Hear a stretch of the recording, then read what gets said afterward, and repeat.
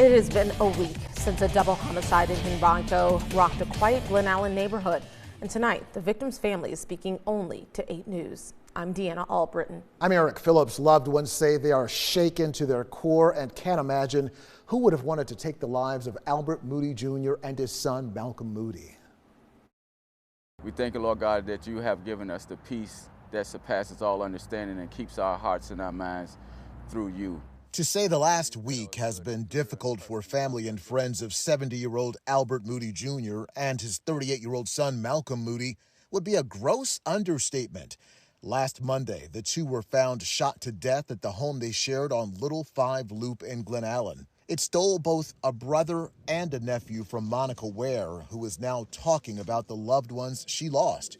She says her older brother, Albert, was a force within the family. He was the patriarch of our family, and he let you know that.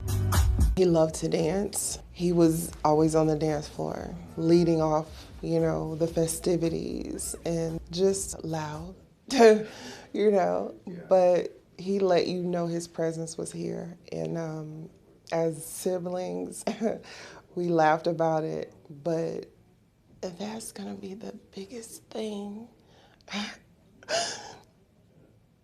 that we're gonna miss, She says he was especially proud of his son Malcolm, who graduated from Virginia State, got his master's at North Carolina Central, and established key independent development services in Metro Richmond for people with intellectual and developmental disabilities. Ware shared that Malcolm had done quite well for himself in business and in the community, serving on a City of Richmond board charged with helping to eliminate the causes of poverty. But with all of his accomplishments, his aunt had a much simpler title for him. He was my baby. She helped raise Malcolm after his mother died when he was just a newborn. Life should be a series of attempts to accomplish specific projects. Here he is at the ribbon cutting for his adult day support center in Glen Allen. It's worth going through if we can save one individual. The entrepreneur never married nor had any children. To me, this place for him was his baby. Malcolm talked about his clients as his sons. Andre Fulkin worked with Malcolm and was one of his closest friends and brothers in Omega Psi Phi fraternity. He was also the one who made the grisly discovery in the home.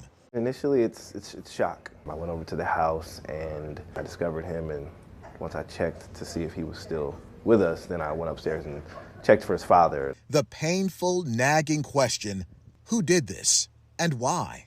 It was generous, so I can't imagine what else would you want, because he gave the shoes off his feet, even if they were Gucci.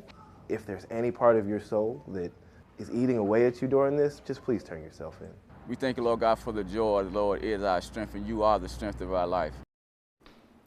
For the family, the only thing worse than the pain and the tragedy of this double homicide is not having answers.